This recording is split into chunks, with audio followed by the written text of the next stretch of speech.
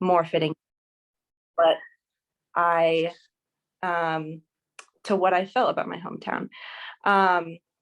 So I kind of just tried to have a more spooky mood. I made the river red, and was just trying to channel that angstiness that I think many people might feel about their hometown. But yeah, that's all for me. Thank you, Hosmer Gallery, for having me, and thanks everyone for listening.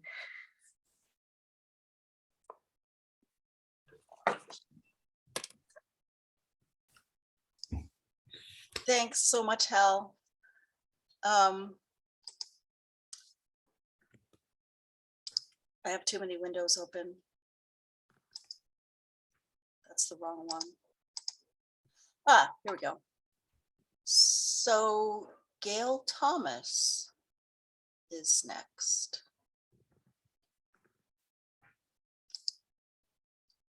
Gail, are you? Yes. Are you here? Okay.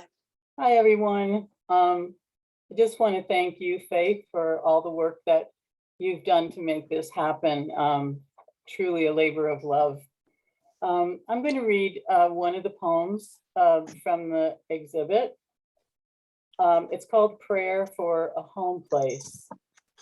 And I think Faith was going to share it for me so you could read along.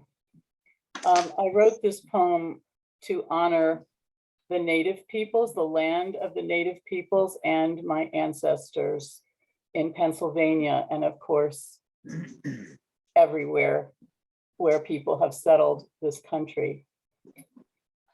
Prayer for a home place. O rivers who fed my roots, shad highways, loon waterbeds, conveyors of coal and factory sludge, bearers of kayaks and pesticides, connectors and dividers, named by the Delaware, Onondaga, Lenni Lenape, renamed by the Germans, Dutch, English, Gowanawanané, Gahunda, Susquehanna, Great Island River, Lekowekink, Lehigh, where there are forks, Manayunk, Schuylkill, where we go to drink, Lackawanna, stream that forks, O soil that held firm my roots, Pocono, a river between two mountains, Catasauqua, thirsty earth, Hackendakwa, searching for land,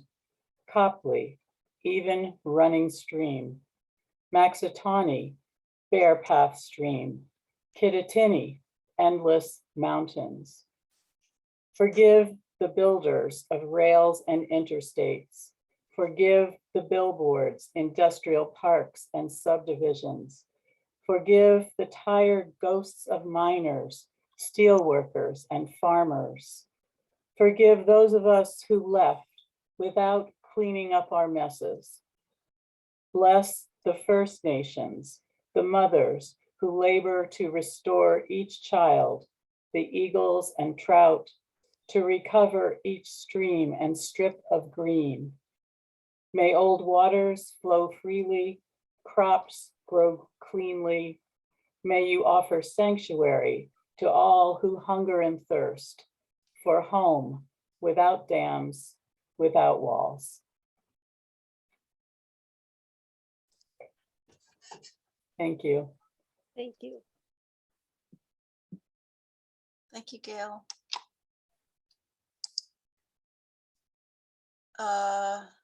Jean Henry Hoos, are you here? Hi. Hi. And so were you going to put up the painting? I will. Give me just a moment. Okay. Sorry. Anyway, it's a 16 by 20 inch oil painting. It's one of the it's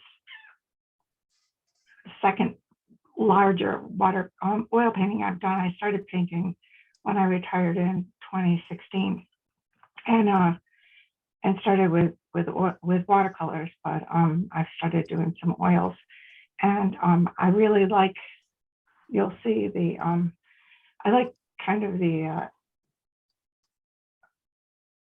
I like it, that the perspective that's a little distorted because his feet are so close. I was waiting to find, I was waiting for an image, and I was at my brother's house, and kind of turned around, and there he was. So I snapped the picture, and it turned out to be a good one. So so that's, I mean, I like kind of blocks of color, and as I said, I like the perspective of having his feet in the foreground.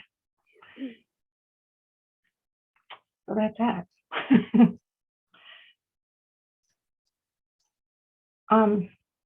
I don't need the whole 3 minutes, I guess. Okay, Um, thank you. Thank you. I appreciate you fitting me in. I'm in Florida. Look. Oh, that's great. Yes, we do need that last minute there. There we go. Yeah, read the comments in the chat, Jean. I will. Thank you. I was You're very much appreciated. I was very honored to be in the paper. You know, it was really. I appreciate it. I'm finishing a painting of my sister now, and now I'll have all 3 of my siblings. Great. So Laura Holland is next.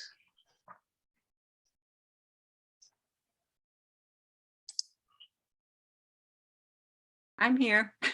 Awesome. Do you want me to put your painting up, your digital image up now, or Yeah, that you would wanna be talk good. first? Okay. Yeah, I can talk while it's up. And first, I can just thank you again for organizing the exhibit and the event tonight. It was our pleasure. Oh, well, thank you again for doing it. It's really nice to be bringing us all together. What I wanted to share tonight was my image of home for the exhibit, which is this photo montage of flames in a fireplace in a wood stove in my home. And during the cold months, not now on this beautiful day, but during all the months when it's really cold outside, the wood stove is really the heart and soul of my house. And we all really cluster around its warmth and its light. And I wanted to try to get that, convey that in the photo montage. So in the image, I'm combining the image of the flames inside the fireplace with the reflections of the room surrounding the wood stove to make the colors a little brighter, to give it a kind of optical pop. I intensified the oranges and the blues to play with complementary colors. And then to try and create or suggest a further feeling of being, securely and snugly nested at home, I repeated the image inside the image, but rotating it by 90 degrees. So that's what this image is. And thank you for the chance to be sharing it with you tonight.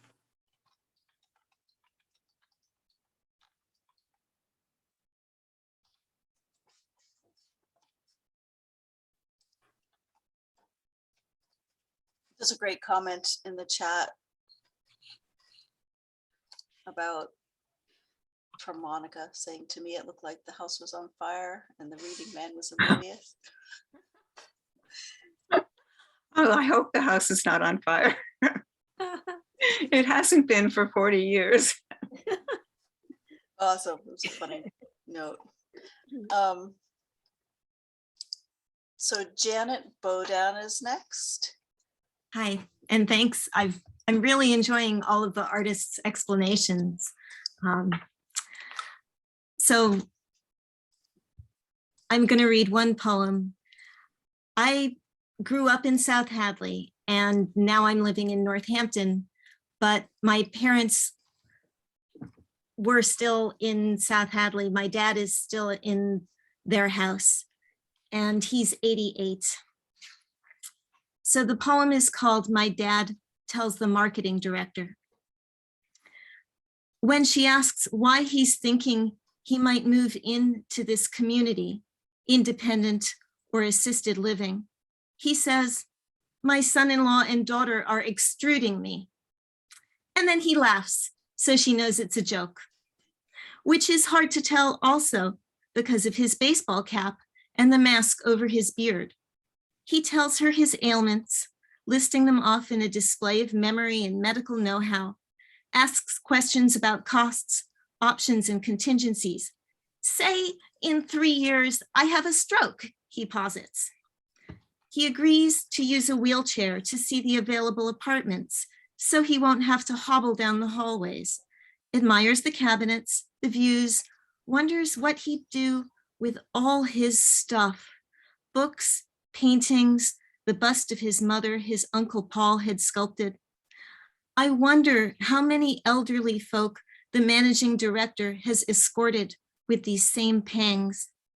Next on the tour, their workout facilities, a gym. Here my dad gets up laboriously from his wheelchair and climbs onto the elliptical, working out the pedals, transforms into the guy who went to the Y every day before COVID, moves on to the next machine and the next, saying, I would spend a lot of time here. But then he'd have to stay masked in the common areas until we don't know when. And as he says, best to expect the worst. We drive him home where he'd prefer to be.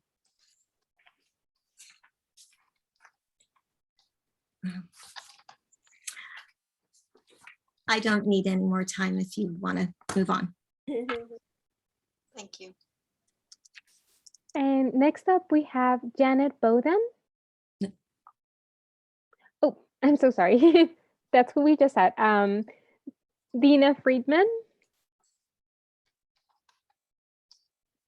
So I wanted to share my screen because this poem that I'm going to read came from an image, and it's just so wonderful to see people's images. So, oh, it looks like I can't do that. It looks like you've disabled screen sharing, but anyway. I'll set that up for you just a second. Okay, I just wanted to share the image, and then if you want to share the poem, that would be great. And I'm just going to read it.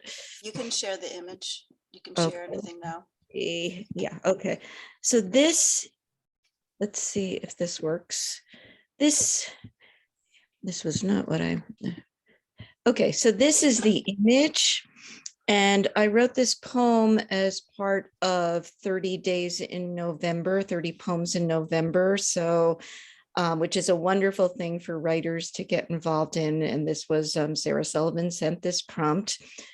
And I wrote the poem that was going to be in the exhibit. So if you want to now share the poem, I'll read it.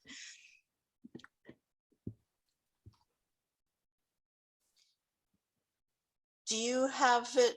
I have it. You want me to share it? I can do that. You can share it, or you can start reading while I look for I it. can just share it. Let me Okay. just share the poem. Thank I have you. Okay, so here's the poem. In San Francisco, a man sweeps. The abandoned camp on our New England River has a cracked trampoline once used as a table, a sight so wonderful, not the spilled stuffing, the craggy mountain in the mist like a Chinese painting, beauty unearthed in the eye of the beholder. Behold this picture of a man in San Francisco sweeping swirling litter in the city's famous gusts. His clothing mortars a wall of suitcases that teeter on top of a trash can. Once a nuke upstream by this New England River. Now it's clean or cleaner. On the opposite shore, a spit called the Rainbow Beach, not for its colors, for its promise. The length of the river always deceives us. The man in San Francisco with broom and baseball cap, perhaps homeless, perhaps could make a home here by this river, but the goal of this ekphrastic poem is to describe and do no more, which means do not discuss why he is in this picture. Do not let him move past the trash toward that mountain, shooting its disappearing peak out of the vapor. So I can stop sharing, and I don't really need to use the rest of my time other than to just explain an ekphrastic poem is a poem derived from an image. So I'm really excited to be among all these great artistic images and to, add my little piece. And the image of the place that I wrote about that's here is down very near where I live in Hadley, in the Connecticut River. So I walk by there every day, and I was just thinking about how to move people who are homeless to these beautiful places. Thank you so much. Next up, we have SP Heron.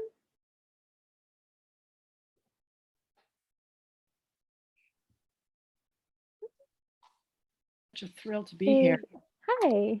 Hi, I'm so excited to be here. I'm so interested in looking and seeing and listening to everything going on. It's just fabulous. I feel so happy to be here. Thank you all for coming, and a special thank you to some of my readers who are here, been so steadfast and true. Thanks to the library for holding such an important exhibit on the subject of home. A powerful theme for sure. This piece that I'll read was inspired by a recent loss of a place that I called home.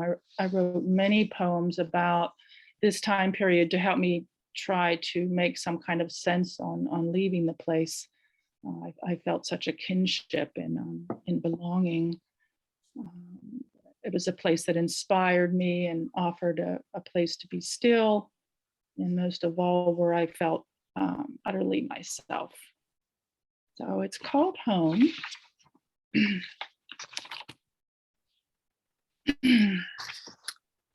Leaving the place where I find myself, the sand in my shoes I take with me. While the heron I leave still and silent to join in another day. Leaving the place where I find myself, the rock I will take in my pocket. While the scrub pine is left to its twisting limbs, I return someday to your branches. Leaving the place where I find myself, the memories I carry along, while the longing and laughter still linger in its rightful spot on the pier. Leaving the place where I find myself, the conversations I keep in my mind, while the unformed words I'll keep safe in the sea for revealing on my return. Thank you. I don't think I need any more time. Thanks. Thank you. And we have Lorna Ritz next.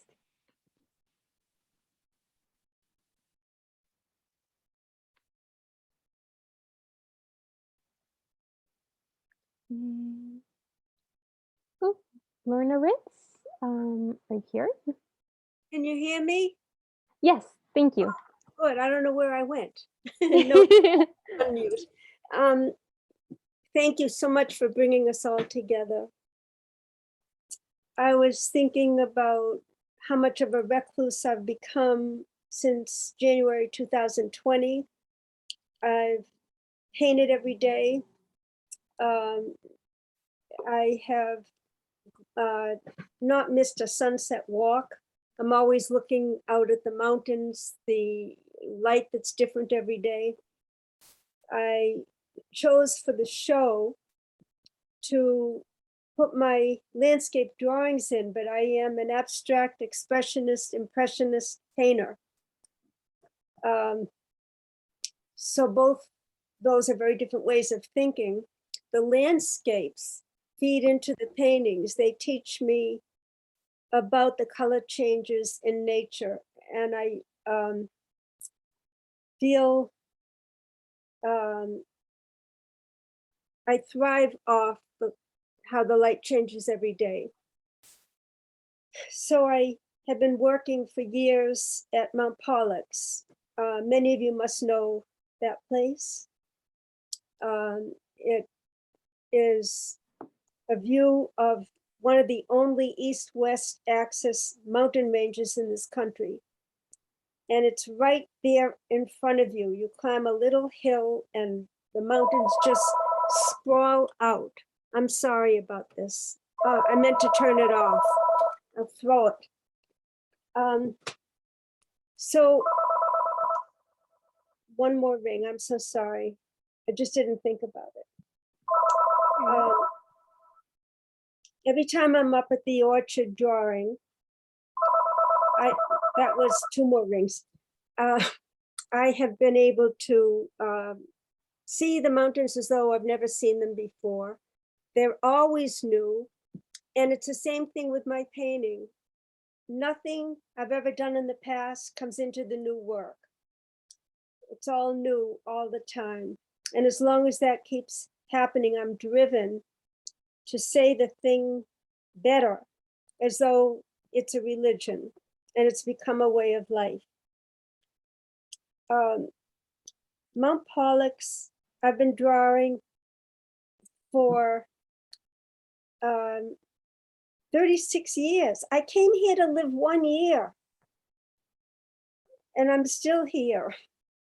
And this is Mount Newartic, late November when the mountain turns red. You see the foreground hay. I begged the town to hay so I could see the root of the tree into the earth, but they wouldn't hay it. And then I had to learn how to draw hay. And then he came and mowed it and I wanted to have him put it back. It's very hard to go up to this place and see anything I've done in the past with it. It's always changing. It's always how the light from the sky falls on the mountains. How do I make them move? How do I get the mountain far to the right to move behind the one on the left? How do I get the sky to come through the branches? How do I get the foreground to come up where the hay is? And if I don't stop now, I won't. So Thank you so much. And we have Dane Mcfeeters Johnson next.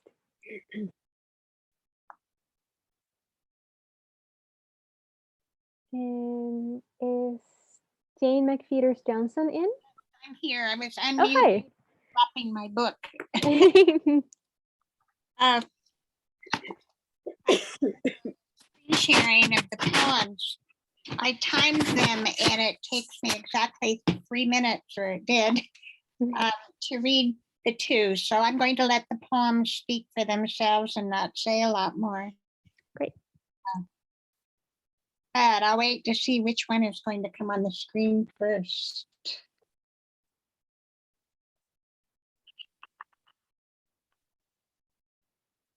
Sorry, you want me to put it up on the screen? Yes. Okay. Sorry. You can start reading. I'll if you name want. both poems up or else I can read my own copies. Well, let's do this.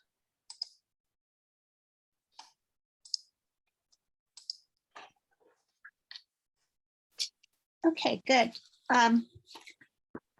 Stumbling home. Between father and sunset, I sit down, a child again on his back steps, where eyes follow foothills to long memorized mountains. His hearing nearly gone, I shout in his good ear about noisy peepers and cars roaring home down his country road. Yes, it's peaceful here, he agrees. So we share the view instead. still a while until we see them, single file, heads over heels, lowing. The cows stumble home. Weight Watchers, I want to tease him. Ruminants, I want to ask. A string of full and satisfying words who know their way home by heart.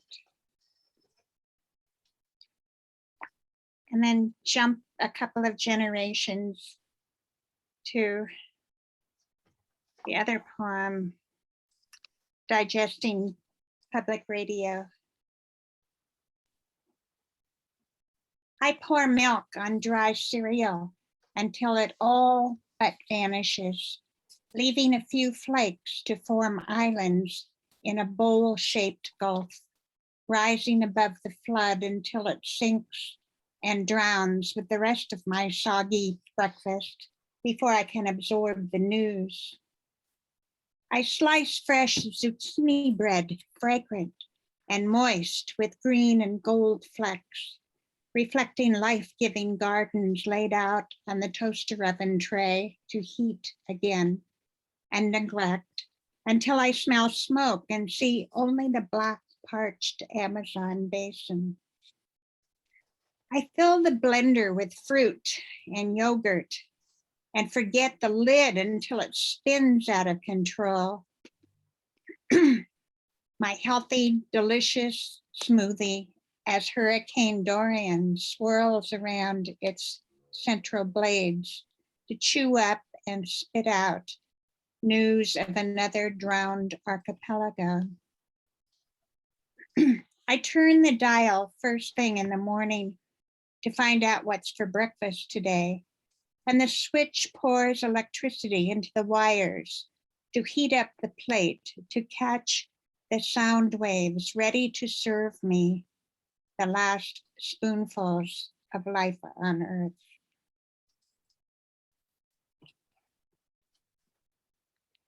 Thank you. And we have Carla Menin Cook next.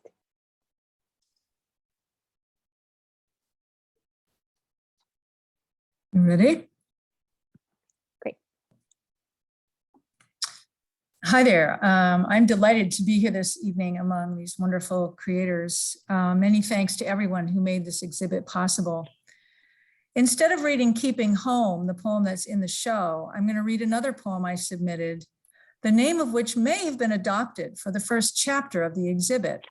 It's from one of my attempts at writing in the Villanelle form, and it's called Finding Home. Finding home. In this place, I'll forever stay. To live right here is all I need. Upon these pillows, my head I'll lay. My youth long past without much play, from isolation finally freed. In this place, I'll forever stay. Uprooted from rural woods and clay, concrete and stone, that life recedes. In this house, my heart I'll lay, create a home despite delay. In starting new friendships, I succeed. In this place, I'll forever stay. This community holds me in its sway. Acquaintance or neighbor, friends indeed.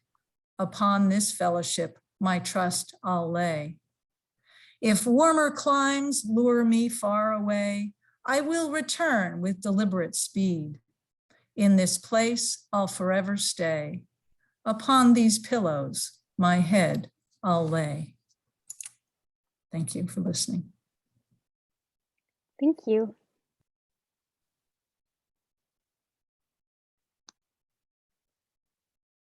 And up next, we have Mary Jones. That's me. Hi. I guess I'll get started while you find my piece. So my name is Mary Jones. I'm a weaver and tapestry artist living in Holyoke, Massachusetts. And the piece I submitted to Home was something I originally made for an exhibit from Tapestry Touring International, which features artists from around the world. And it's the second piece in a series of mine called Climate Blues. I guess I can show you what I've got. It's only this big. Can you see the image? Finally, it's not a very big piece, but tapestry weaving is very time intensive to create. So in this series, I'm working with black and white or grayscale in my weaving, and then strategically introducing hand-dyed indigo into the piece as a reflection of the grief that I'm feeling as part of the image. So the inspiration for this piece is my grandpappy, Fred Whistler, who worked night shifts at a notorious petrochemical company in the Gulf Coast of Texas. And I don't have a lot of memories of my grandpappy, but I do have his tools. So this is an image of me holding one of his tools that I use to maintain my home here in Holyoke and my looms that I work on. And it's a bittersweet memory for me thinking about him, because he worked for a company that has a long history of worker violations, and the company was found guilty of knowingly exposing its workers to benzene, and that caused the subsequent deaths of at least 2 of his coworkers. And my grandpappy also fell very ill.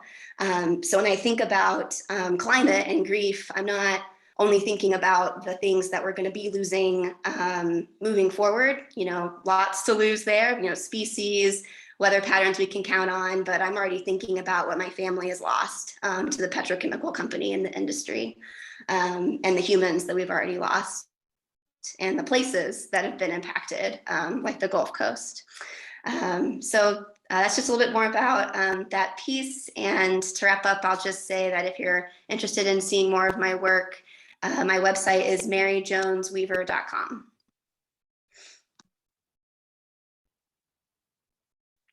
Thank you so much. And up next, we have Gail A. Waterman.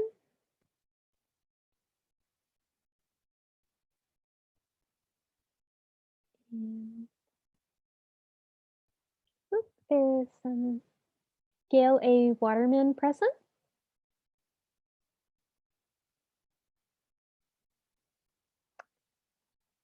Okay, the next person after that is Jan Ruby Crystal.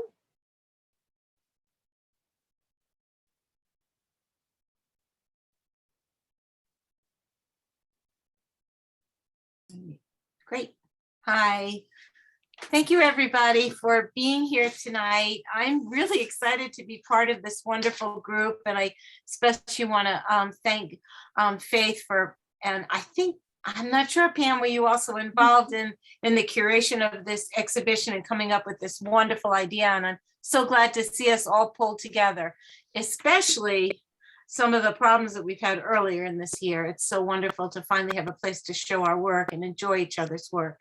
So I can put my work up, Faith, or unless you want to, if you co-host me, I can put it up. Allow me screen sharing, I can do it. Or okay, you can do it now. Okay.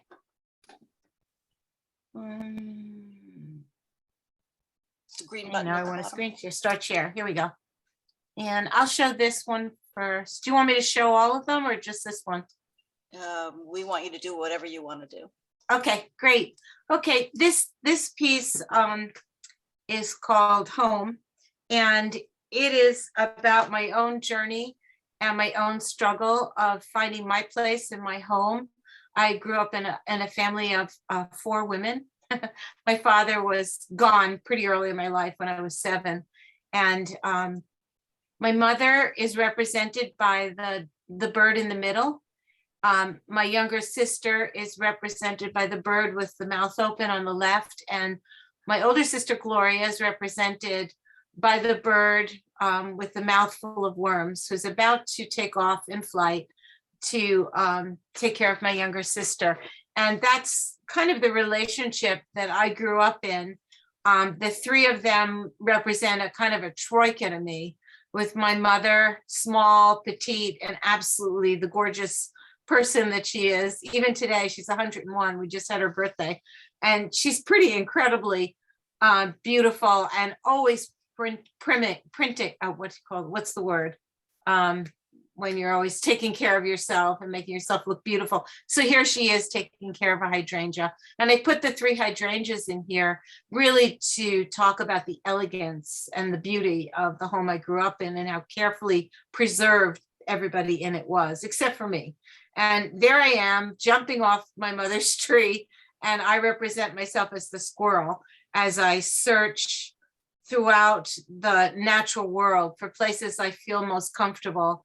And my work is about nature and exploring nature. It's one of the most exciting parts that my life has taken on. And one of the things I really loved is I've never been confined, as my sisters have, to this troika. And I've always been able to jump off and explore, travel the world, have lots of adventures, teach, and really been happy, yet I could come back and be with them as well. So it's a really good thing. We're really different, recognized, and I could still be myself. This is pretty indicative of the work that I do. There are drawings, there are allegories often about nature and how humans are part of nature. And I can stop this share and then show, share again. Do I have time left? I'm not keeping it. Yeah, okay. So I will do another share. And this time I'll show you this piece. This is, whoops, the wrong one came up. Why is that? Stop share. Isn't that weird that that came up? I pressed the other one. Oh, well. Let's see if that'll come up now. No, I guess not. Oh, well, that's the only one I'm going to share because I don't think anybody is seeing this one. Are you? Are you seeing one that looks like the United States? Yes, we're seeing it. Oh, good. Then it worked. Okay, so this is the one I was going to show in the biennial this year that was accepted into it. And this is my kind of a description of what has been happening during these years of drastic climate change, of the COVID, of so many destructions and fires and devastating heat waves and problems of starvation and loss of jobs. And so I did a picture, and I call this of our United States, and it's distorted, I know, and I call it Standing on the Edge. And it really represents for me the pain of these years. And how's my time? Am I done? Okay, good. Thank you all so much for allowing me this opportunity. And I'm so happy to see all of your work. Thank you so much. And next up, we have Rosie Mcmahon. Sorry if I destroyed your name. Yeah, it's Rosie Mcmahon. Hi. Yes, Mcmahon. Thank you. Hi. I'm honored to be here and grateful for the exhibition. And I'm really taken by the stories that people are sharing about the pieces that they that they submitted and are talking about. I'm going to read a poem that should have an image with it. Excellent. And it's not an image that I took, but it I think goes nicely with the poem. And the only thing I'll say about the poem is that it is something I wrote in response to a home that I lived here in the valley that was on a small farm.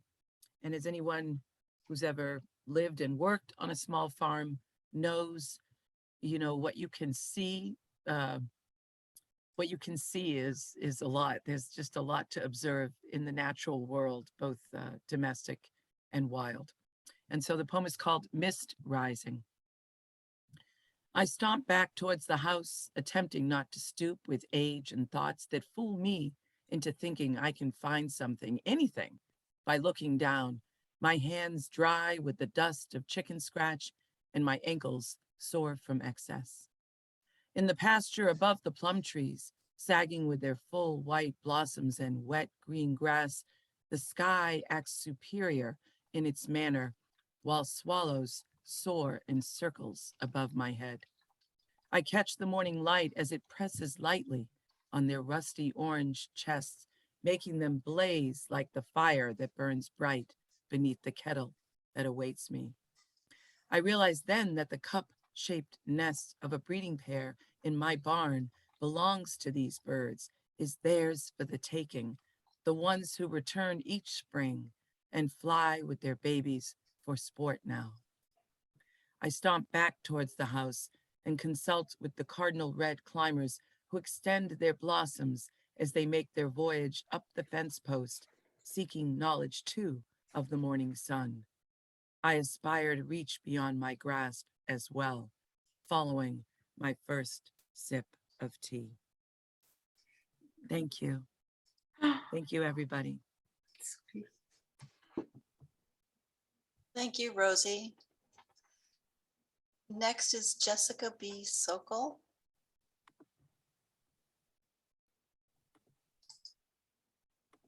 Is Jessica here?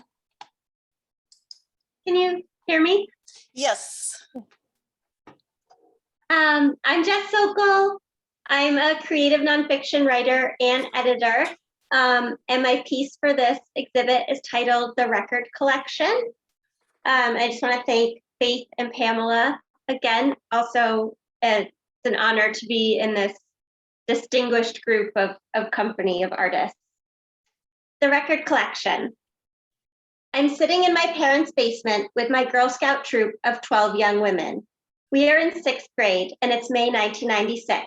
My mom is one of the Girl Scout leaders and the official cookie mom. My father's vinyl collection surrounds us with this beautiful musty smell.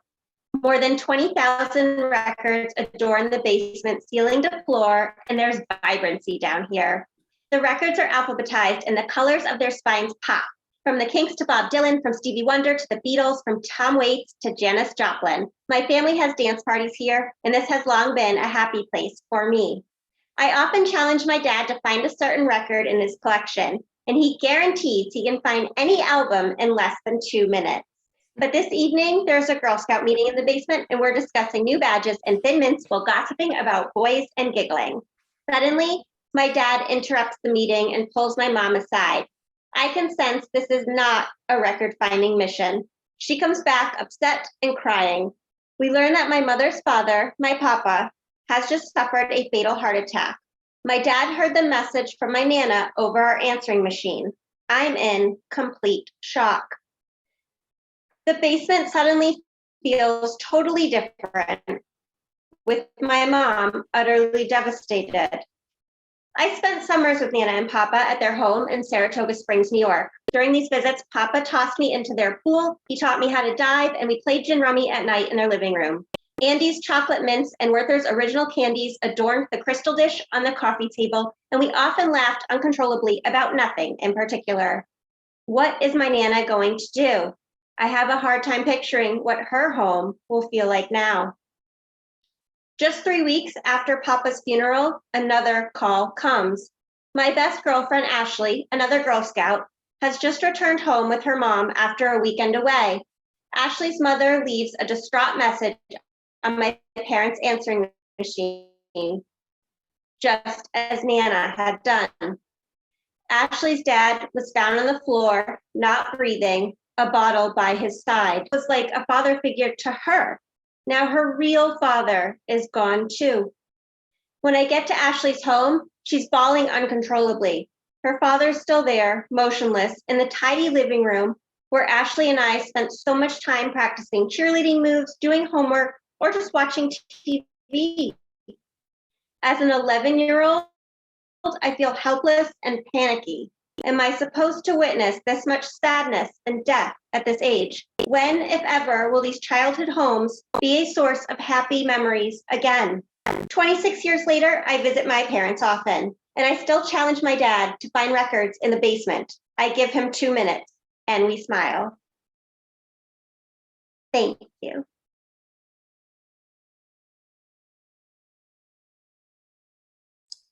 Thank you, Jess. Next is Marianne Connolly. Okay. I have Am I on, I'm off of mute. Can people see me? Yes, we can see you. Okay. So I have a story and it's a fantasy story and it's just over 3 minutes. So I know I'm going to go about 15, 20 seconds over. Okay. This is Dogtown, Gloucester, Massachusetts, sometime around 1938. For Greeks, the ocean was a boundary. It was a line in the sand drawn between shores. On either side of that line, there was before and after, then and now. Immigration was both a division and a rebirth. Some gained new names and new families. Most arrived with 2 feet firmly on the sand, but not Nick Xenakis. Nick had a rough passage and he stumbled. Ask any Greek. A person without family was like meat without salt or salad without oil. Nick was an orphan and his grandmother, an aging fortune teller in the port of Piraeus, paid for his trip to America. She wasn't a great fortune teller, but Nick wondered later if she'd foreseen her death and knew Nick would be better off no matter how unhappy in America. He came alone to work in a granite quarry in Gloucester, Massachusetts. Language is another kind of border, and Nick Xenakis was as lonely as a young Greek boy could be. But 40 years later, when he sat with his granddaughter Isabel by a wooded stream in Dogtown, he spoke English, Italian, and a smattering of Greek. And today they were studying the language of water. Isabel had 2 wooden cups and filled each with water from the clear stream. Here, Papuli, she said, you go first. Isabel was 8 years old and sometimes bossy, which Nick was guilty of encouraging. Nick sipped. His grandmother taught him that water could tell the past, and in rare cases, the future. She read coffee grounds and caffeneons in Piraeus, flipping the small porcelain cups over to see the patterns in the muddy grounds. My grandmother said that coffee doesn't gossip. It's water that spills the beans. Isabel rolled her eyes. Take another sip, Papuli, and focus. Water will tell you its history, and if you're patient, it will tell you about a person's secrets. Isabel sighed. She loved her Papuli, but sometimes he talked too much. Nick sipped again and tasted the mineral tang of the stream, the gray stone under the mud, and underneath that, the Atlantic, the oil-treated hull of the freighter that brought him, the char of street food in the port of Piraeus. Maybe it was the stream, or maybe he was just remembering his own story. Isabel, he knew, was a more skillful reader. As humans left Dogtown, the spirits reclaimed the forest, and the little stream was like a message board that Isabel could read. She sipped the water and first tasted her family, the bite of Nana's whiskey, salt of her mother's grief, Papuli's bitter coffee, the iron tang of her father's absence. Greece seemed a long way away, and she had only seen the ocean from one side, and the nearby spirits chattered. She was their grandchild as much as Papuli's. Once upon a time, she began, a handsome young stranger fell in love with the town witch, and he built her an invisible cabin in a haunted wood. That's it. Thank you.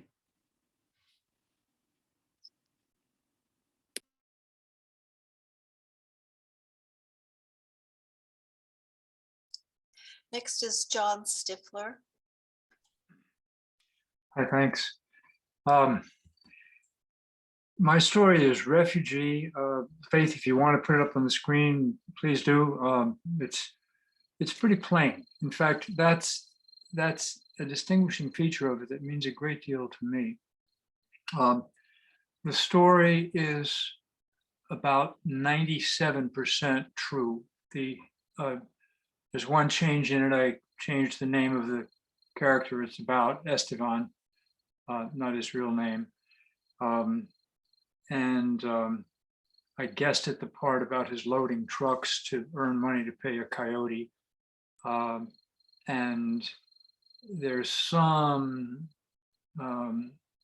sexual molestation somewhere in his past. I don't know. I decided to put it into this story where it fit, but everything else in there is absolutely what's actually happening in my life right now has been for the last 6 months, which is how long he's been living with us.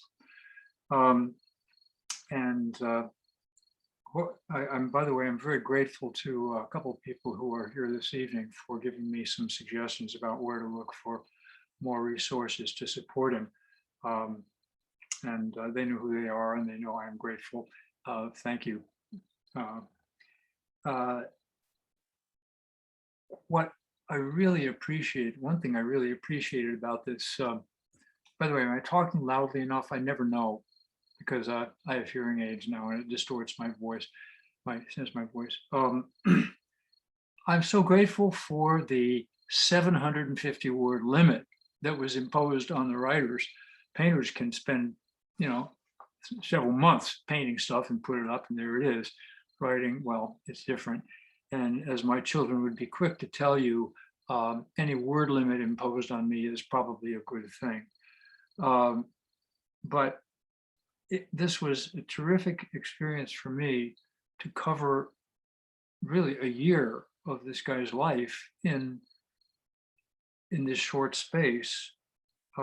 It meant that I got away from cute stuff that I sometimes do in writing. I got away from figurative language and realized all there is to do here is just tell the story as plainly as I can. And it meant a lot to me to see that I could do that. It seems so simple, but it was a fresh experience for me in many ways. I'm very grateful to everybody who organized this. Do I have another minute or two? If I do, I'll just read the last, I'll read a bit the last part. For the first time ever, Esteban has a room to himself. He stays in it for much of each day. It's quiet and safe, two things unfamiliar in San Pedro. San Pedro Sula, by the way, is probably the roughest town in Central America. He's far from the guards who would sometimes tease him, sometimes ignore him, the one who kept trying to touch him. He talks on WhatsApp or FaceTime with his sister. His girlfriend phones him every day. Outside his window are a meadow, woods, deer grazing, snow, which he finds is very cold, especially when once he runs through it barefoot. He takes English classes on Zoom. His teacher says he's learning quickly. He plays indoor soccer. In one game, he scored 4 goals, and his American teammates gave him the game ball. At moments, everything that has happened spins through his mind so fast that it scares him. He adjusts his thinking, remembers the soccer, the English lessons. He gets another can of soda from the refrigerator. The soda, the soccer, the phone calls are specific and immediate. The lawyer hopes the judge will rule favorably on his case in 2 or 3 months. In her file for Esteban's claim of abandonment is a copy of the newspaper clipping. It shows his mother's car dotted from end to end with bullet holes. Outside his window, chickadees at the feeder pick sunflower seeds. Thanks. Wow. Thank you so much. Next is Cole Goodstein.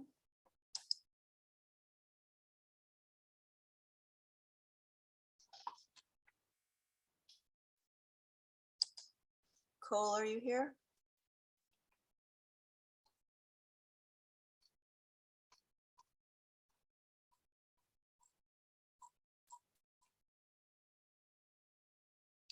Unmuted. Okay, ghost economies. Before the vaccine, but after the shortage of Purell. Past the time of empty stores, shelves scoured of paper towels, bleach, or alcohol. We planned a garden, but didn't factor in shortages of seed. We had 2 spades, a shovel, all the dirt we'd ever need, but the beans, the keepers, scarlet runner, pink barloti, Jacob's cattle, lovely as a painted flock. on every site, in every state, back ordered, out of stock. Feeding ourselves would have to wait. The factories stayed open while we stayed home and stockpiled cans. The harvest needed gathering, so other people sweated behind flimsy masks. OSHA, AWOL. God will check on them when he can. Study fabric's permeability, flannel versus calico. Silk is good. Cut up your ties or wait for the mulberry to bloom. Buy silkworm eggs. Just keep them warm. In 30 days, they're near mature. Steam or boil whole. I must confess, the pupae are all killed, but efficiency's the goal. Ahimsa would take so much time. The profits, so much less. Do I have time for one more short one? Yes. Okay. How it ends. Don't imagine permanence. Worlds come, but don't remain. Mothers, waterfalls, wells, our buckets retrieve only sand. Towers, castles, drawbridge, forest, the airborne yeast, nothing will rise. Never mind carrying it. No one will tell the story. The waters won't part, there will be no song. The last boat is already full. Teach the carnivores another hunger. If the plants resent the herbivores, teach them all to live on rain. Only let something able to dig survive. Leave enough dry earth for burial. Plant us there. If there are not 10, not 8, not 2, not 1 worth saving, reverse course. Go back to the first 5 days. May the other creatures not carry our blame. Though you may wish to reconsider the primates, you may want to eliminate the thumb.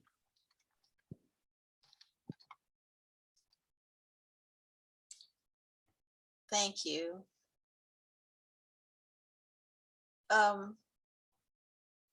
Next is Silvia.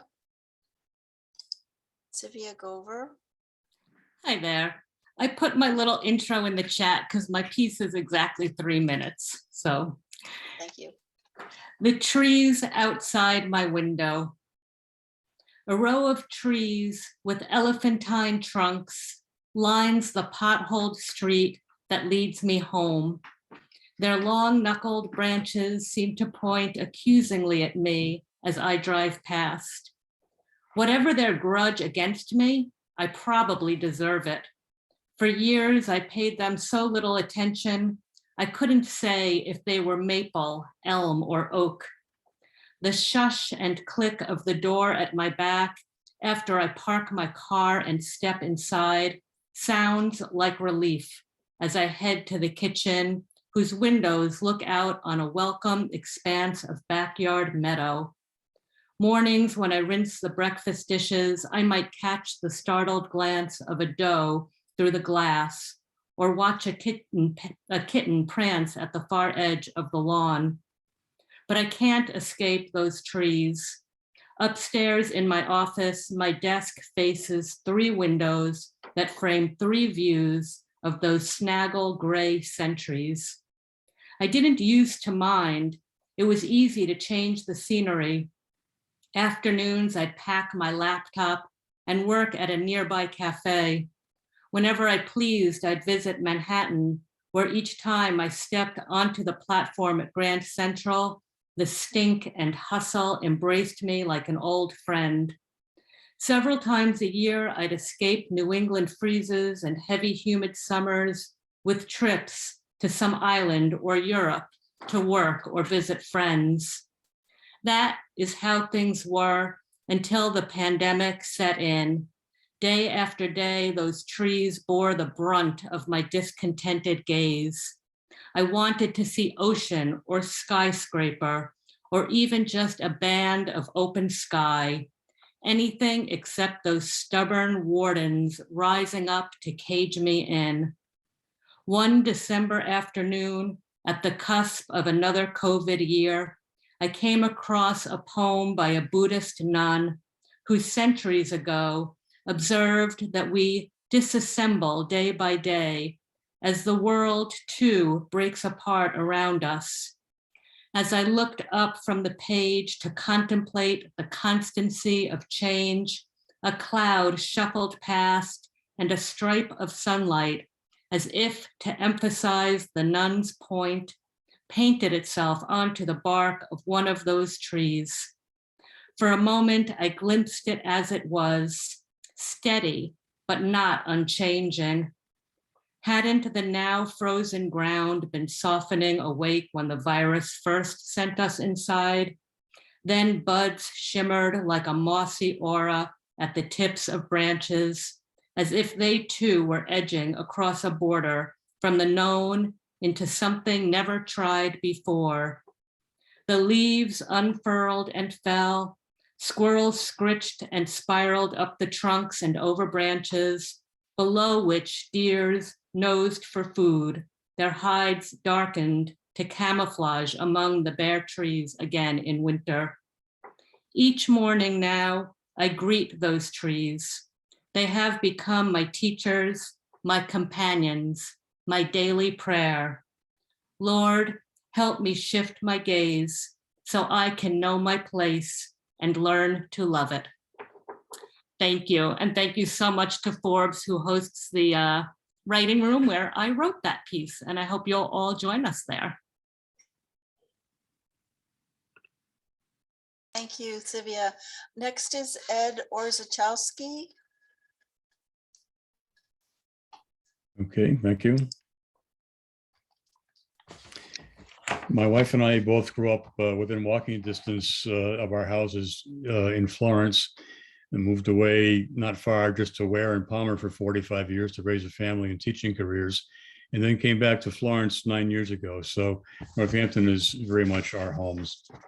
And this is a shortened version of what I had sent for the exhibit. The house on Kai Street. The house I grew up in is long gone. 14 Kai Street in Florence became a bank parking lot, the victim of commercial development. But I visit that house often. In my earliest memories, I'm riding my tricycle back and forth on the sidewalk out front in the shade of 2 large maple trees. The house was a 2-story with white clapboards and maroon shutters. We lived on one side with a long front porch. On the other side was our landlord with half a dozen cats. That was probably my parents' first apartment, a short walk from International Silver on Main Street, where my father found work when he came back from the war, and I was born. My little sister would come along 6 years later. My bedroom featured an area of bare plaster above a floor register where dry heat from the coal furnace had peeled back the wallpaper. That white patch made a perfect viewing screen for picture reels and my ViewMaster projector. My closet gave me the creeps, especially at night. Horsehair poked through crumbling plaster, and my little boy imagination told me the corpse of some murder victim was emerging through the wall. On summer evenings, my window to the front porch was propped open by a screen and a wooden frame that kept out most of the mosquitoes. Smoke from my father's Chesterfields drifted through the mesh, along with the resonant voice of Kurt Gowdy doing play-by-play of Red Sox games on my dad's AM radio. Railroad tracks next to our house along Depot Avenue, then a dirt road, carried a slow-moving freight train that always stopped before crossing Kai Street. We called it the Bergie Bullet. The engineer blew the whistle. A man stepped off, waved a red kerosene lantern to stop cars, then hopped onto the caboose as the train crawled through. A few years ago, I was thumbing through the pages of a book about Florence with photographs of houses built at the turn of the 20th century. Stately homes with residents standing by them in formal poses. Wouldn't it be great, I thought, to have a picture like that of the house that I grew up in? I turned a few more pages and there it was. It was called Fruit Street back then, before the name was changed to eliminate confusion with another fruit street in Northampton. In that black and white photo, a different little boy, maybe 5 years old, stands on the front lawn beside a wagon with his little sister. We moved out of that house when I was in high school. I didn't see its demolition, and I'm glad I didn't. For me, 14 Kai Street still exists in a snapshot in my mind.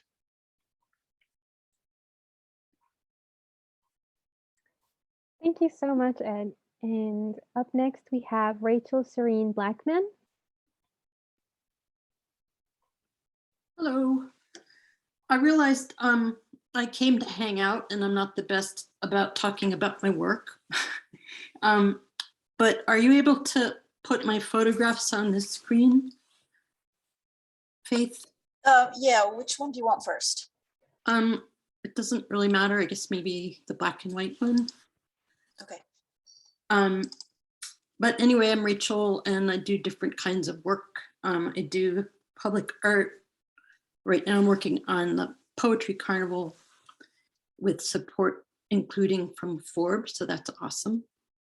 And I decided I wanted to try and start showing studio work around here.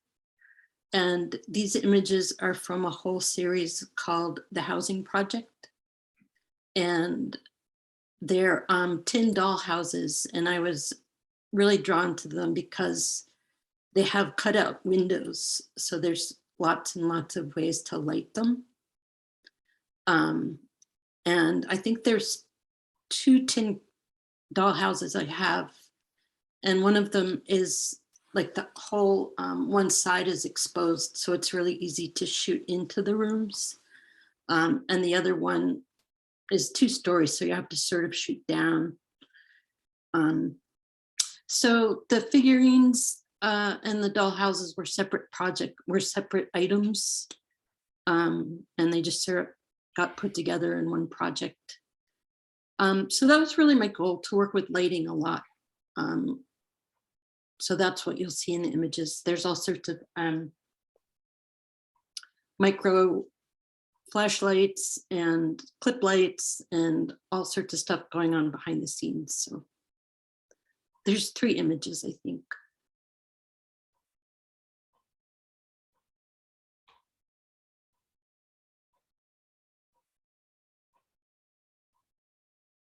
Did that change the picture or do I have to do something different? It's still the same one. Yeah, tin doll houses.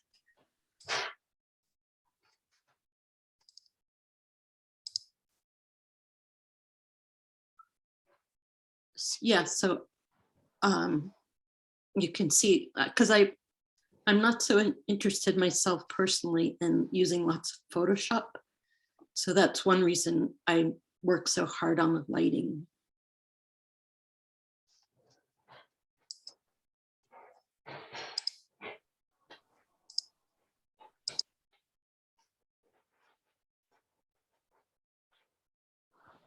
So it's interesting, you know, looking closely at figures and just trying to find sort of if they have micro gestures going on. And I know it's a fruit street. So anyway, I'm not very good at this. If you have questions, you can ask them or send them to me. The Poetry Carnival, please come to Poetry and Pie on the night of April 30th at the Bombeck Center. That's what I got. Thank you.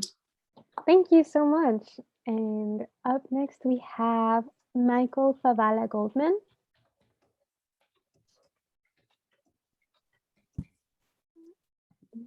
All right, I am here. Great. So thank you, Pam and Faith, for putting on this awesome community event.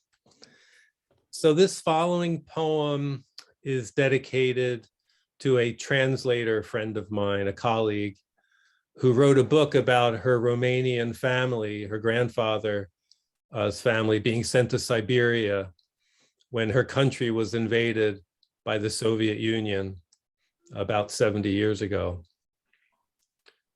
And I wrote this poem about a week before the war started in Ukraine.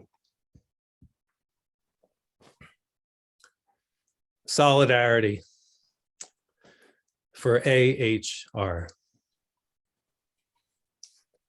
I returned to Siberia, the village of my childhood, my aging relatives, wrinkled and sick in multiple ways, an ambulance for my uncle the day after Christmas. My husband and I went walking at 45 below, avoiding streets where wolf packs snap up neighbors' dogs. The tip of his nose turned white, so we had to go back.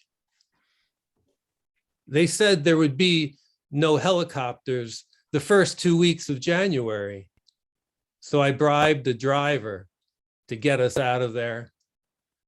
10 hours in his car, down a frozen river to the nearest station town.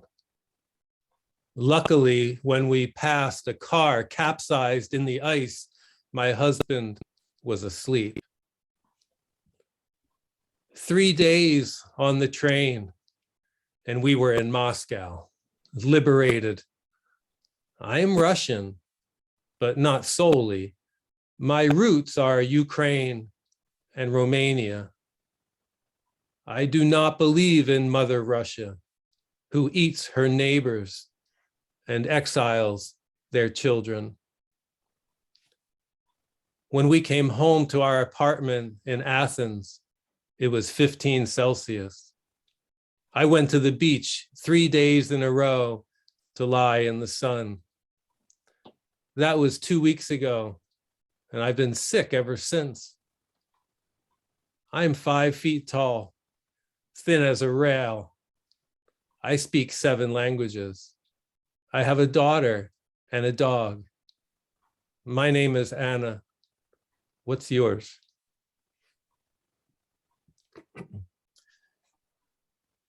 You can sign up for my newsletter and check out my upcoming book launch and readings if you like at michaelfavalagoldman.com.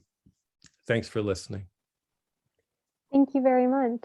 And up next, we have Camille Butterfield. Hi, that's me. Thank you all so much. This has been amazing. My brain is just swimming right now. Okay, I'm going to share my screen and just go through some slides. It's been a while since I did this slideshow. All right, hopefully everybody can see it. So, wow, yeah, home, and just thinking about, I guess, reflecting on what that means. I was really inspired by this call for art and just sort of looked back on some artwork that I created in my time at Smith. And I really wanted to kind of put these pieces in conversation with each other and also kind of bring you all into the process of creating them, because I think creating a sense of home and a sense of place is a process as well. And this is sort of the story of how these works kind of relate to my experience at Smith before the pandemic, and then after COVID hit, and then just sort of proceeding into the future. So it's sort of forward looking and backward reflection, and yeah, still kind of navigating what it means.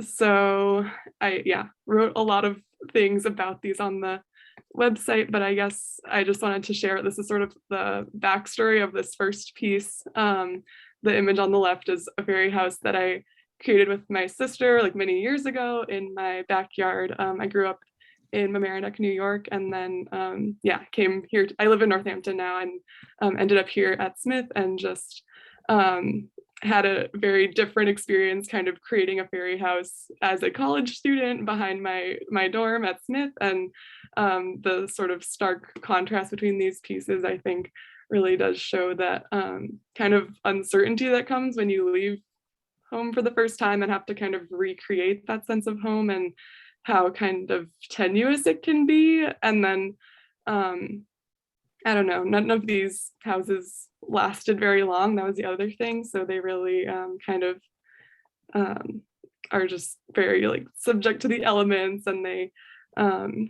sort of fade over time. And I guess moving on to the next one, which was created kind of after the pandemic hit, and my sort of sense of home and the community that I felt at Smith had been kind of shattered. I found myself back at my childhood home, and the tree that I had used to create that first fairy house had become sick and needed to be cut down. And so I wanted to kind of, I guess literally and figuratively reflect on the way that I felt being in that space as a grown, or like more like slightly grown up person than before, and sort of pay tribute to the magic that I had experienced at one point in that space, but also the way that I felt kind of more lost and not at home in the way that I had. So there's this sense of things being broken or shattered, and I used some broken mirrors and various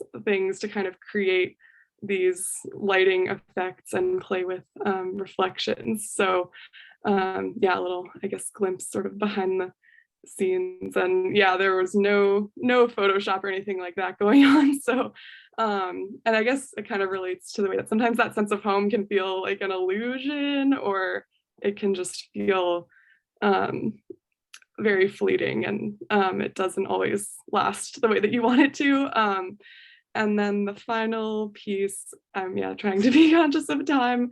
And I know that, I don't know, I guess the connections between these three pieces feel a little bit tenuous sometimes. Like I'm a mixed media artist. I experiment a lot. So these are kind of three different experiments that I did, but this was part of a larger project. Once I returned to Smith for my senior year, I wanted to kind of pay tribute to my experience running for Smith, and the way that running and being with my teammates helped me kind of connect with this area. So and it's unfinished and it was created from memory, just because that's a lot of how we kind of taught ourselves to navigate these routes and learned our way around the area. And I think just this project really spoke to how a sense of home is created, not only like within your own self and your own body, but also with like the people who are around you.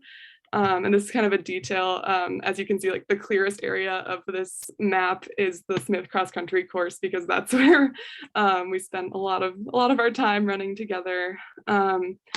And the last image that I have is just a picture of the back of it, which I really like. It's a lot messier. It really shows the process. It was kind of this arduous task. I had never really done much embroidery before, but I guess I liked it because sometimes your sense of home is created while you're not paying attention. You know, it just kind of emerges over time. And yeah, things, I don't know, I guess it's these three pieces kind of all speak to how things, your relationship with yourself and with the places you inhabit and the people that you inhabit them with, like really do change over time. So yeah, still kind of navigating that ongoing process of creating and then losing and then creating again, that sense of home. So yeah, thank you so much for this opportunity and for listening. I know it's been a long and very, very fulfilling night. So yeah, thank you. Yeah, thank you so much. And we have Stephanie Beth Chaffron next. Yes, thank you so much. This has been such an incredible evening. I'm delighted to be in this exhibit. For anybody who's familiar with my writing, I think you won't be surprised to hear that the theme of home really is the through line of all of what I write about. So this was a particularly important exhibit for me to participate in. The poem I'm going to read to you is from a chapbook that I published at the very beginning of the pandemic in May of 2020. The Nightmare. This is not about the dread and shock of finding myself back at that house we rented over 30 years ago. This is not about walking into the kitchen, my gaze skirting the soiled linoleum floor, the cluttered countertop, the grease-filled stovetop I had scrubbed so diligently just before we moved away. This is not about the overgrown azalea shrubs hugging the foundation below the screened porch, the weedy flower beds bordering the brick walkway leading to the front door, the lawn we had fertilized so faithfully, now mottled with anthills, those cherished yellow-bearded irises gone. This is about tingling from scalp to toes as I confront that past life, now returned to haunt my dreams anew. This is about struggling to break free as my brain plays tricks on me, holds me hostage to reckon with the wreckage of that long abandoned life. This is about my tightly clenched teeth, the sweat-soaked sheet beneath as I awaken, my eyes open to this new day, to my sun-filled bedroom, to my sweetheart breathing softly by my side. Thank you so much. Thank you. And let's see, and up next we have Ernie Brown. And is Ernie Brown here?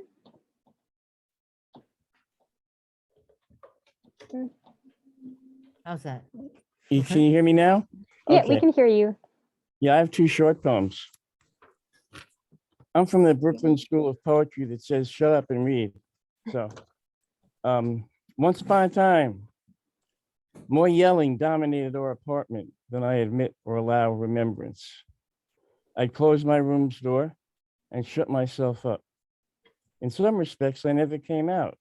Still, that frightened child on tiptoe in the room, playing with small glass animals, rock collections, rereading fairy tales, yarns of glad families, making worlds calmer than screaming kitchens. Sometimes I played with my fort and toy soldiers. It was close, but the good guys always won. And the second poem is called The Bomb. I went out for pizza and ate all my blood. I went to buy shoes and saw my foot fly through the air. Hold me, mother, for the last time. Hold me. Thank you.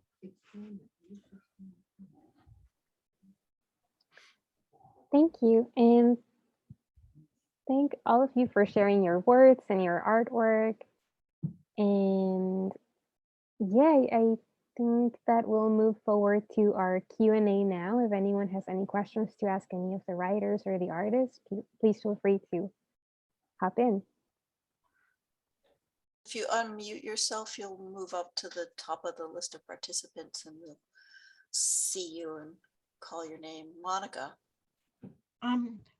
I just missed the little woodcut snail at the beginning. I heard about it and I didn't see it. I wondered if you could bring back the image. The woodcut snail was never actually pictured. It's a piece that I got started when I was doing woodcuts. So you never actually got to see that one, but I do have links to it online. So I'll find it and put it in the chat. That's awesome. Thank you.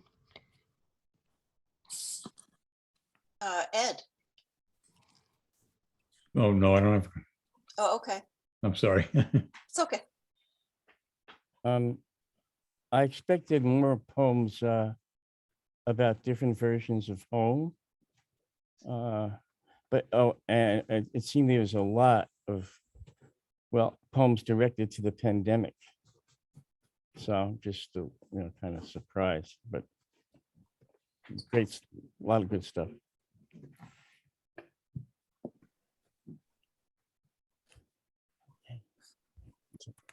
Does anyone else have a question or something left unsaid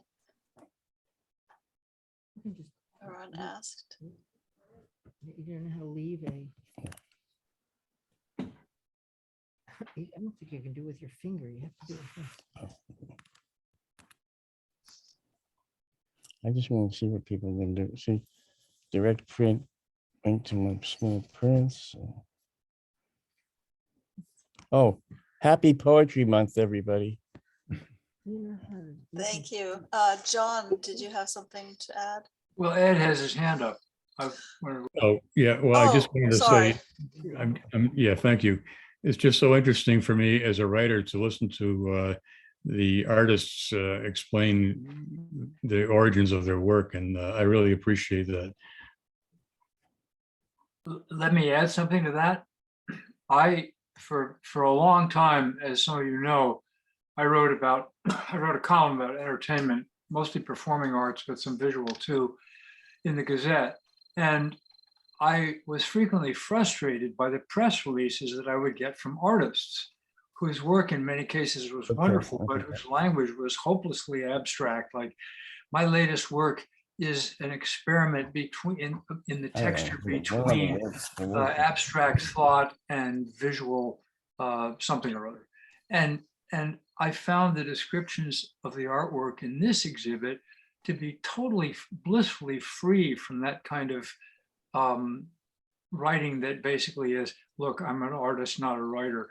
The explanations were so clear and so so clearly just an extension of the mind of the artist who had put this stuff together. I really liked that. Yeah. Thank you.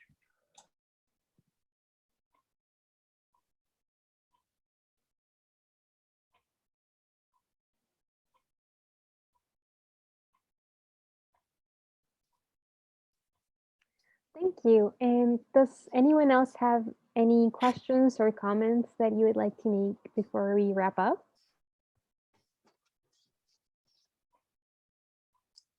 Oh, sorry. I'll go after Jess and Lorna. I was just going to be a little silly. Let's all go out for a glass of wine right now. We have so much to share with each other. I can't wait till that day happens. I was just going to say thank you so much to Faith and Pamela for joining us. Yeah. And Ed, it's always a pleasure to see your face. Thank you. Cole, did you have just I realize I have nothing to say because I feel so full from everything I've seen and heard this evening. And so just thank you, Faith, for putting this together. It's really a gift.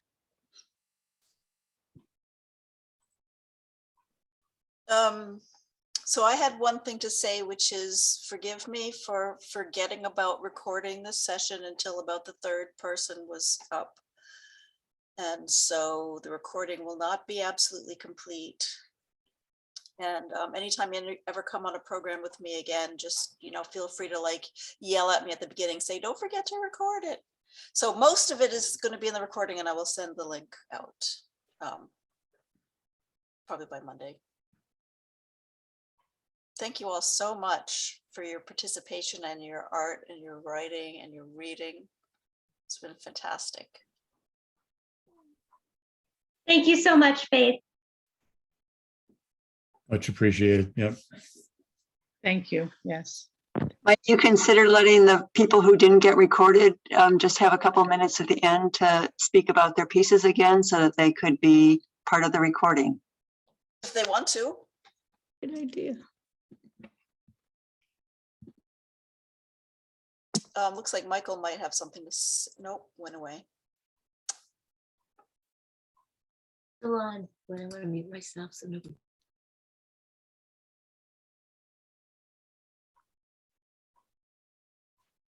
So that would be Myrrh and Mary, I guess, at the beginning. I could go again if that's helpful. Oh, just if you want, if your fans are going to be looking at the video and where is Myrrh? Yeah, let me get your picture up again.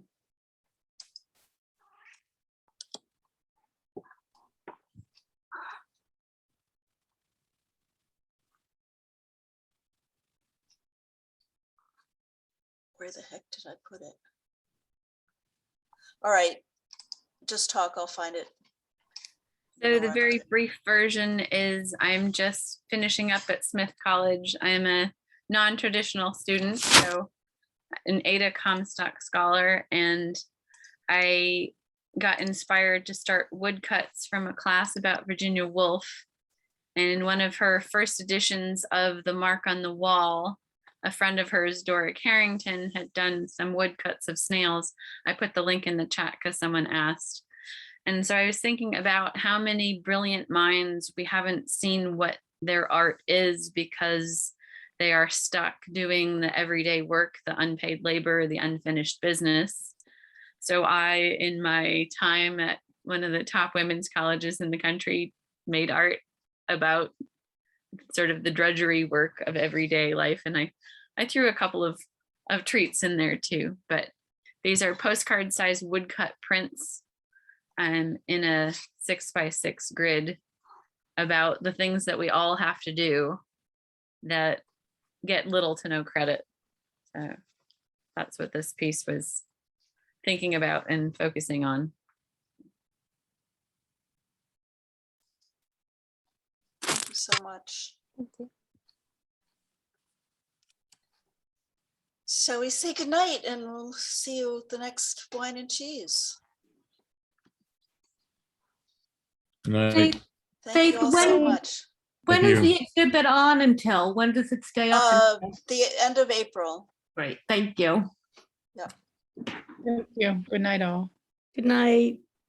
Good night. Good night, everybody. Thank you Thanks, so much. everyone. Bye-bye.